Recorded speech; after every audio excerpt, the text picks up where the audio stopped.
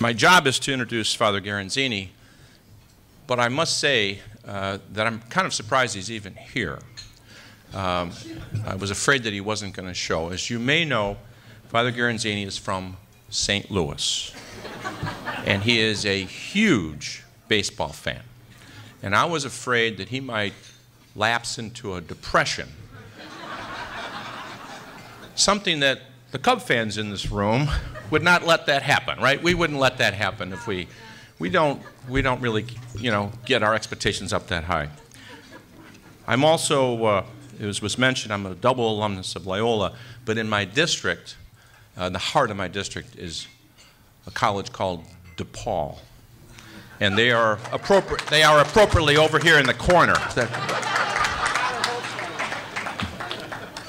So I'm pleased and honored to introduce the president of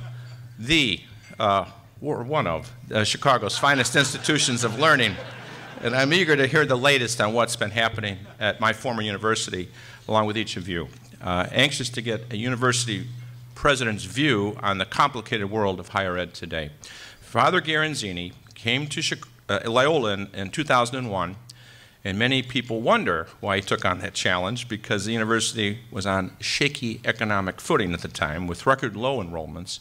And I guess it's just fair to say Father Garanzini loves a challenge. In the decade at the helm, Loyola has undergone a great renaissance. Enrollments are healthy, academic excellence is the school's investment focus, and students are learning and living on university campuses that have been transformed with sustainable facilities that are providing a fuller student opportunity experience and a greater collaborative learning opportunities. Some quick highlights about my school that will embarrass our humble speaker, no doubt. Last year, the university completed a $500 million capital campaign years ahead of schedule. The School of Business recently received a $40 million naming gift from Michael Quinlan, the former CEO and chairman of McDonald's Corporation, another double alumnus. So that Mr. Quinlan and I have something in common. We're both double alumnuses. That's about it, probably. I've been to McDonald's. The international programs are growing. In addition to Loyola's Rome Center, which we bought from some unsuspecting nunnery for a modest price. The oldest continual U.S. university program in Italy, by the way. Loyola is the host for the Beijing Center in China and the Vietnam program in Ho Chi Minh City. Loyola's Health Science Division is thriving, having just opened its new Marcella Nikoff School of Nursing building last month and planning on a new state-of-the-art research building. So, Father, if you think Father's not busy enough, he was appointed by the Superior General of the Society of Jesus to serve as the Secretary for Higher Education for the Jesuits a year ago. In this role, Father Garanzini creates and maintains networks of research and common action among Jesuit universities, with an emphasis on sharing knowledge of Jesuit universities with those who have limited access to education around the world. Please welcome the President of Loyola University, Chicago, Father Michael Garanzini.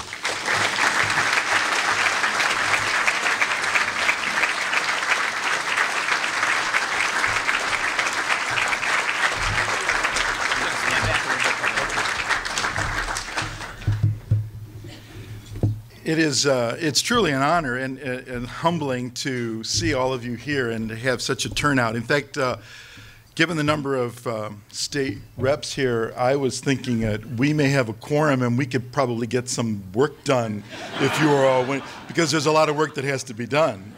No offense, Shirley, but it's really very humbling to see so many of you here, and I really do appreciate your coming out.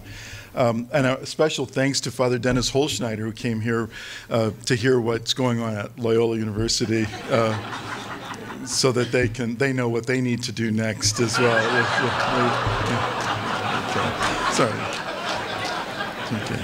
You may do it better. You may do it better. I want to talk with you today. Not about all the things, the construction and the planning that's going on at Loyola University. or really any of our city's colleges, but to talk a little bit about, I'd like to talk to you a little bit about the young people that we are working with, the 18 to 22-year-old, the person who is going to be entering professions like yours, who's going to be following in your footsteps and going to be taking up leadership positions in our city here in our community. Two students come to mind right away. Two of my favorite students this week. I get favorite students every week. One, her name is Ashley. She's a member of that Sikh temple that in Wisconsin where there was the shootout. She wrote me just before school started, just right after the disaster there. She wrote me and she said, "I really feel, Father, that I have to do something to talk about prejudice against us Sikhs." And so that was kind of the nature of her letter, and she went on and on. And I said, "Well, Ashley, why don't, when you get to campus, why don't we talk with campus ministry director? Some of your ideas here in your letter they could be difficult to pull off, but I'm sure we can do something about raising awareness." So Ashley, with her own computer and so on, she got her friends together before they actually came to school, and shortly after we started classes, Ashley and her friends put on a program. They invited students to come. A couple hundred students came for what they called a peace lunch, and you ate food. They had food there that the Sikhs served. And so she could introduce a little bit of her culture to her fellow students. And the room was packed. A couple of us, faculty and so, crowded in at the back. And she not only did the lunch, but she and her friends conducted a panel, and they talked about, there was a Muslim student and a Catholic student and a Hindu student and a Jewish student and so on. They talked about their experiences of prejudice, and they talked about two different worlds. Kind of impressive. They talked about the world that their parents inhabit, a world of fear, a world of hesitation, a world of trying to fit in and trying to accommodate to new cultures, and then the panelists talked about their own experience, because she directed their questions around what's it like being on campus. And I was worried that they were going to talk about experiences of prejudice on campus, but when they got that question to a person there, they talked about the fact that this is where they felt safe. This is where they knew they could meet their own kind and students of other faiths, and that they could talk about important issues. And they had no hesitation thinking that just a lunch like this for their friends would be a success. And here we were, about 200 kids in the room. So that was one story. It was totally gratifying the way they talked about their experiences with each other, among each other, and what kind of a world they imagine that they're going to have to create of interreligious tolerance. Another student I was just with this past week, he's a former student, actually. He's out of school 3 years now. He left Loyola, graduated with a degree in philosophy, and he went down to Central America, went to the UN university there, Peace University in Costa Rica, and he's become an expert in water and water rights. He's the only person that I know of, I think this is true, that had an article published in our law review, who is not a lawyer. But he's founded an NGO. He's receiving money from organizations around the world to help make citizens around the world aware of what's happening to water, our water, and how water is becoming increasingly a contested issue and a rights issue, and an issue that the poor are now paying for water. And what are we going to do about that? So he's got his own NGO running out of LA, dozen employees, and in 3 years he's kind of making a name for himself. We were together because Loyola was hosting a group of folks from around the world, literally people from Philippines, couple from Philippines, all Africa, Europe, and so on. We were all experts in various ecological sustainability issues, because together they're writing a textbook for high school kids for around the world.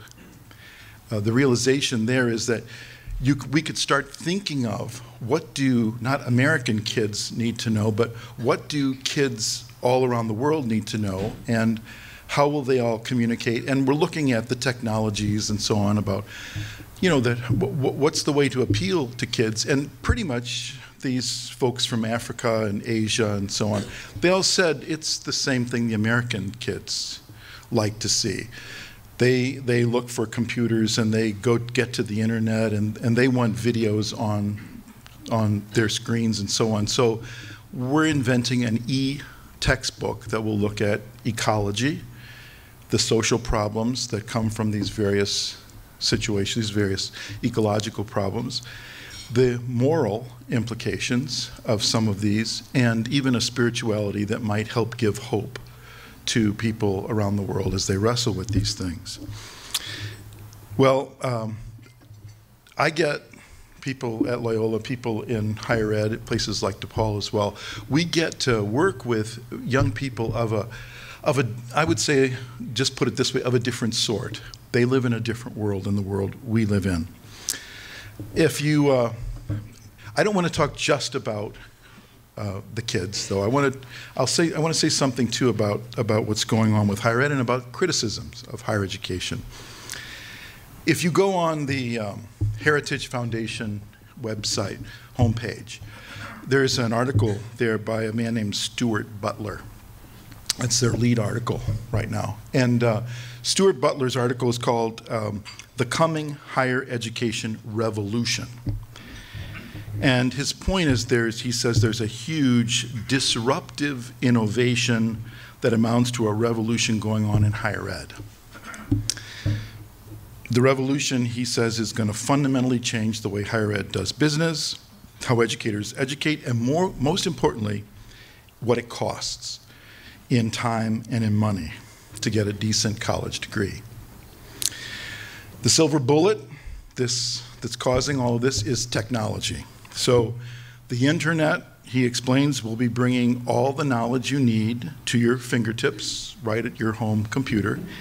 And technological advances like surround sound video conferencing, blogging, and so on, interactions, those exchanges between faculty and students will virtually eliminate a lot of what we know as the regular campus and all the costs that go with it. Well, it is true, just to stick with this issue, it is true that technology is changing the way we do business. I hate to say this, but I don't think it's the silver bullet. I don't think things will result in cheaper, easier education. Might be cheaper and easier for an adult who has the capacity to sit down and deal with this computer screen and keep their butt in the chair. It might be easier for some adults to do this, but I live with 18-year-olds. I live in a residence hall, and let me tell you, 18-year-olds are interested in three things. They're interested in sleep, they're interested in food, and they're interested in other 18-year-olds. And then after that, you gotta work at getting them moving. We're criticized in higher ed, and with perhaps some justification, for faculty that don't perform, tenured and out of date perhaps. Wasteful bureaucracies. We're criticized for having overly expensive buildings. We have athletic programs that, with coaches that get exorbitant salaries. Not everybody pays exorbitant salaries. You have to have a really great team to get a coach that you need to pay an exorbitant salary. So maybe at DePaul they pay exorbitant salaries, but I'm not stuck with that problem at this point. I hope to be, however. That our curricula are old-fashioned and perhaps inappropriately focused and not efficient enough. A host of other things. These practices or conditions are just driving up and squeezing the middle class out of an opportunity to get a higher ed degree. And worst of all, we now have critics saying, is it even worth it to get a college degree? Do you even need a college degree? Look at, they don't get jobs. Well, yeah, I do. I do admit that there's a lot of people having trouble getting jobs. I would contend that that's pretty short-sighted. And there's much data that says that over the lifetime, having a college degree is a much better payback than not having a college degree. That it's certainly very much worth it in terms of a life experience. So I don't want to dismiss the criticisms. I think there are things we have to work on. I think there are things that we need to do. We could be more efficient, but of course we're being asked to be more accountable for what we do. So we're probably going to have to spend more money on things like assessment and reporting. Faculty, I personally find most faculty extremely hardworking and very ambitious and very dedicated to their students. They do love what they do. And yeah, there could be people here and there, but I challenge us. Who of us works in a place where everyone is functioning at 110%? You know, that's not the worlds we all live in. So, okay, so we have some underachievers, but for the most part, these are folks that are really dedicated, at least I find, to their job. So there's a number of things we could be doing. I think we are doing. I think we're trying to be more careful about what we build and how we build it. But even at that, we want to teach. We want to be more efficient. We've put in a lot of money at Loyola to retrofit our plants so that it's more efficient with regard to use of fossil fuels. And we see millions in saving. Now, it's cost us millions up front, but we already see millions in savings. Most important, it's important that the students see what we're doing. We're building a residence hall right now for 425 kids. That residence hall has 90 wells. It will be geothermically heated and cooled, and the energy savings is probably a third. We will pay a third of what we would normally pay to house kids and keep them warm in the winter and cooled in the summer. We'll pay a third of what we would normally pay for those 425 beds. So, as I said, I've lived for a long time. I lived with students myself. In fact, I started in 1986 to live in a freshman dorm. This is my 26th year then of living with young people, 18, 19-year-olds. That's 26 years of body odor and bad music, really terrible music.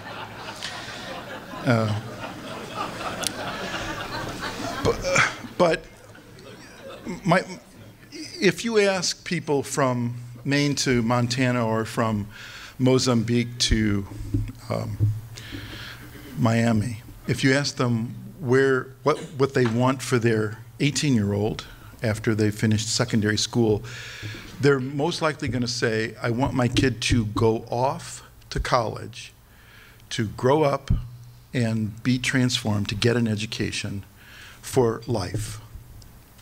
They know that the kid needs to go get a job when this is done, and we tell the parents now that when they're crying as they leave the campus that first time they deliver the kid for orientation on August 24th, and they're getting ready to leave and the tears start, we tell them, save your tears for when they're back 4 years from now living in your house.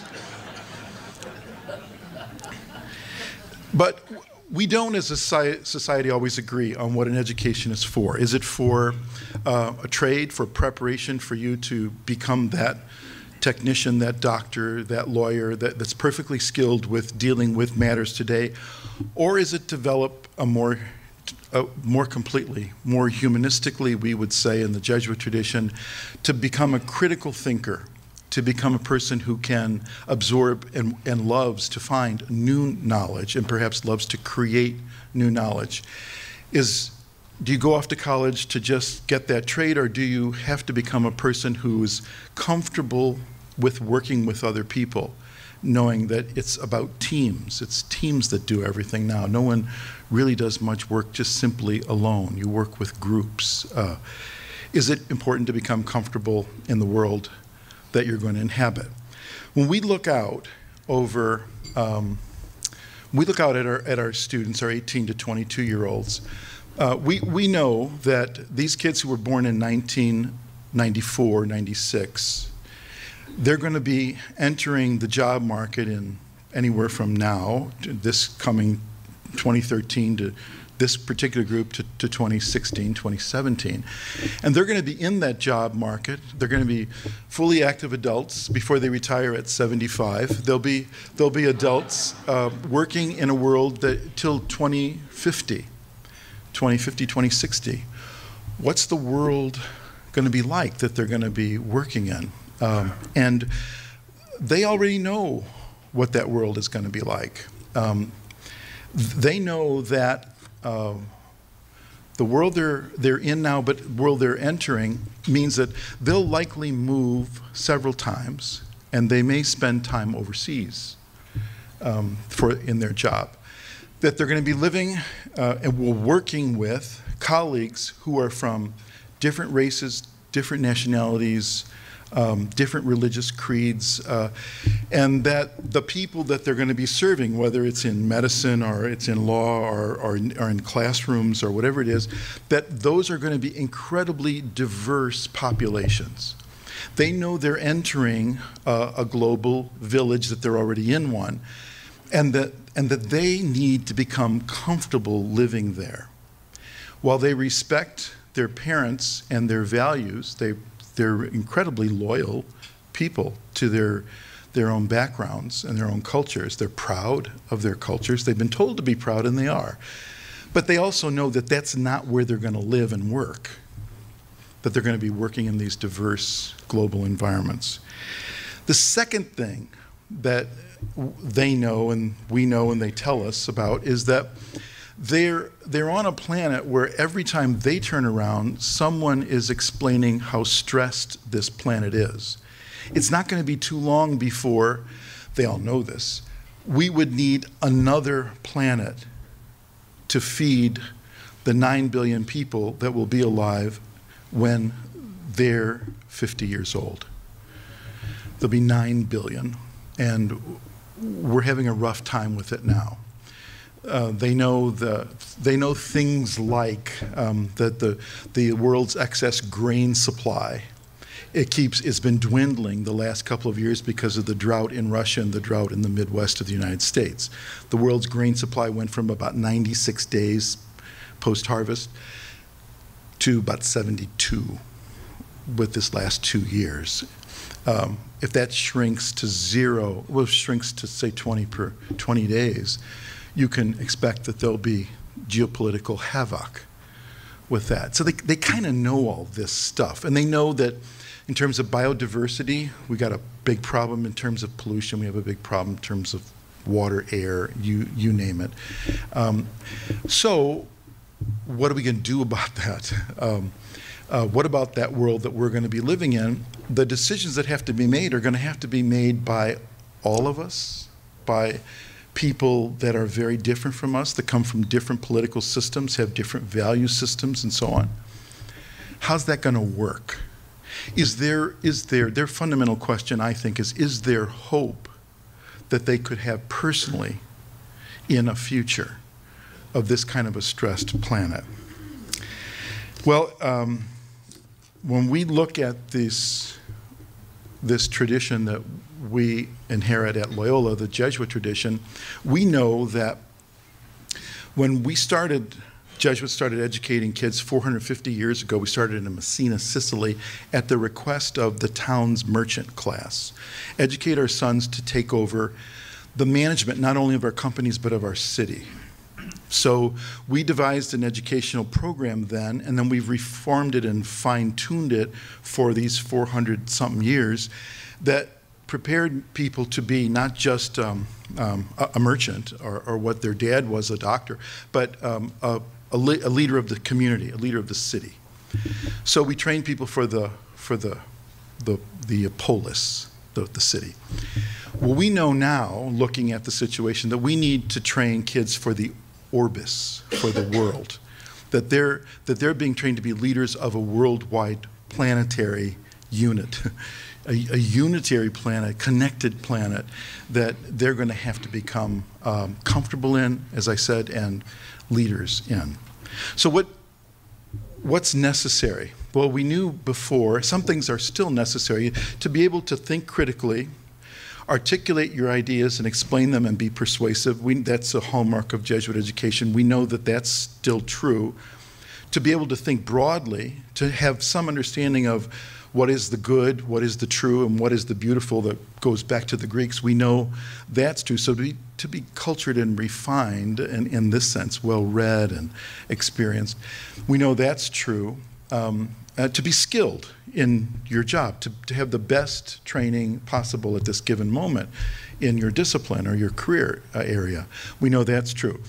We know it's also true now that they must be comfortable in an interreligious world. They must be comfortable in a world where languages and value systems, etc., are very diverse. And they must be able to manage themselves. That we also know that they have to become comfortable living in a world that's going to be increasingly dealing with these geological, environmental, sustainability problems and issues. So that's where we're going. And we know, I would characterize it as 5 things that they tell us that they need. They know that they can locate knowledge and get knowledge, but they want to know how knowledge is related and interrelated. The internet doesn't do that for you. Secondly, they know that there's no consensus on what moral values should be guiding us, but what principles trump opinions? Or are we stuck with just shared opinions? And then winner take all, strong man wins. If everyone's opinion is equally valid, how do you build consensus? Third, they hope to participate in an incredibly complex political world. And not just when elections occur. They want to get in and they want to do things in and through the geopolitical situation. And they want to get experience in how that works. And they know it's messy, but that's okay. They want a global paradigm. What's the world for? How is it supposed to help everybody on the planet equally? Does everybody get a chance to do it? And what should we do about the issues like racism or prejudices of various kinds? The role of women, equality of all peoples. How do we manage that in a global context? And finally, they ask that question I mentioned just a moment ago: is there hope? And so we think of them as hungering for an adult, what I would call an adult spirituality. Something that's not going to be easily swayed to a religious fundamentalism, but is able to go beyond a religious fundamentalism and look at the kind of the way things, all people of religious faiths are able to appreciate that this is a globe that we have been given and handed. This is a society, and these are cultures that are all equally have some importance, that each individual is sacred.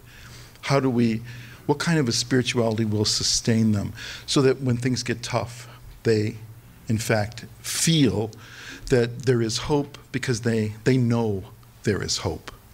People with an adult spirituality know. They don't just sense or feel. So, closing at places like Loyola, we hold the importance of a core curriculum that truly broadens the mind. We insist on both in and outside of class learning. We foster these student-teacher interactions where professors are hopefully comfortable in saying, I don't know the answers to that. I'm not an expert in every field. We hold one another to communally accepted standards of conduct, and we stress that care for the environment throughout our programs and their international experiences in contact with those who are culturally and religiously different, that all of these will form in them unique but lifelong perspectives that will become enormously practical for them. So I'm delighted by what I see in our young people. And I think it's the experience of my colleagues who are also presidents and faculty that work at other higher education institutions. We're impressed by the kids that we see. And they inspire me that helps me get up each morning or in the middle of the night to really lousy music. So thank you very much. Thank you.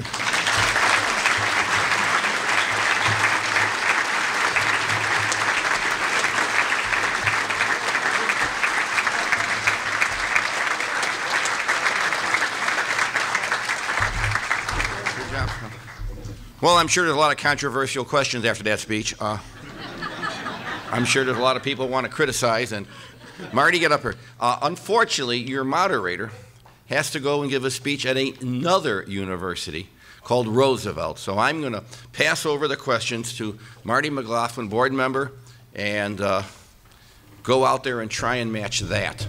Great job, Father. Marty? Okay, he's a good guy, Father, but he's not Jesuit trained. No, I know. He knows that. He said to me earlier, I know he's not Jesuit, he said to me earlier, Father, you're sweating. I said, Loyola, we perspire. Okay. Do we have many questions?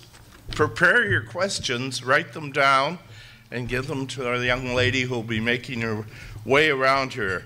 Our fellow board member, Joyce Saxton, has gotten one in early to you, though, Father. We're discussing courses online and their availability. And don't students lose something vital without the interaction that they experience in a classroom? Yeah, I think there's truth to that there's something lost. However, I look at it a little bit differently. We're learning that the best combination of methods for delivering a program is often a hybrid. That lots of things can be delivered through the internet, straight to the student, and that what's needed are things that allow them to grow and stretch in other ways. So, but even the internet can be useful for interacting with faculty. To pose a question or a challenge to a faculty member online sounds fairly easy. However, when you have a class of 40 kids, when they're all together, one kid asks the question and it comes a particular way, but all kids in the room learn from the answer. And that might be their question, it might be similar to their question, but they kind of get an answer. When you're dealing with a course of 40 students online, you may have 40 different questions phrased a little bit differently, and the professor feels an obligation to try and respond to each of those, because when you send emails out to somebody, you expect an answer within a fairly short amount of time. You know, that's just the way our minds work. But this hybrid approach is probably really going to help us in delivering education, where much of the content of things can be delivered online, and then some of the interaction can happen even online, but they still desire the experience of kind of a community. It's more true that as you get older, it's easier to do this, but you have lots of other social outlets for your questions and your experiences and people to talk with. For 18 and 20-year-olds, I just find that it's hard for them to get that kind of motivation to stick to something, a course here and there, but they're just not disciplined enough to be able to even absorb all the education that way. But there's so much more to education than simply what's in those courses, and that's kind of what my point has been. You get the idea. Thank you, Ben. Okay, well, we got 3 or 4 questions in, but I have one from Jim Allsworth, Chicago Fire Department. So firemen will always go to the front of the line because I'm the son of a fireman. So One of the driving factors, Father, for the Laurie Children's Hospital move from Lincoln Park was to Streeterville was the adjacency to Northwestern's research teams. Is Loyola Medical Center too far away from other research centers, and what are you doing to overcome this? Well, we got a medical center. That's good. Yeah, we're out in Maywood. That's where our medical center is. We're planning right now. We have on the boards a $150 million translational research facility. Institutions like ours, we're fortunate to have a couple in the city of Chicago. So I think we're a really blessed community, but we know that all of us are going to need to stay in the knowledge production business as well as in the delivery of healthcare business in this area. So all of us are moving in that direction. I think we see the need to keep in the research game. That's what built this. America has the best healthcare system, and it also delivers the best higher education. That's why people come here to get those things, even when they live elsewhere and plan to return back home elsewhere outside of the United States. They come here because we have these remarkably both diverse but incredibly well-developed health and education systems. So we're just going to have to fight to keep our edge, I think, as a society in that. And we know it's expensive, and we all know it needs those dollars, and we're just going to have to figure out a way to do it. And I think we can. But yes, we're in the research business and growing. Okay. We have 3 more questions that are fairly interrelated, Father, and they deal with the current economy and the changing way that households and parents are able to finance their students' education. And the 3 questions blend together and come down to how, as the president of a major university with a number of commuter students as well as residential, what are you having to do to meet this changing financial situations in which the students find themselves? Yeah, it's a very good question. We've been in an economic downturn for a number of years now, 3 years at least, and we have not found that it's impact enrollment. We have the enrollments. We have the same numbers, even in some programs, more people applying. What has been impacted is their ability to finance and pay for it. So the desire is there. It's the family's ability to meet these costs. We've tried over the last couple of years, and we've been fairly successful these last 3-4 years, of keeping our tuition raise at the level of CPI. So we know that we're going to have to pay our staff 2.5% more for them to keep up with their needs, and that actually at Loyola translates into about a 2.5% tuition raise, 2.75. It's been 3, but it's been also 2.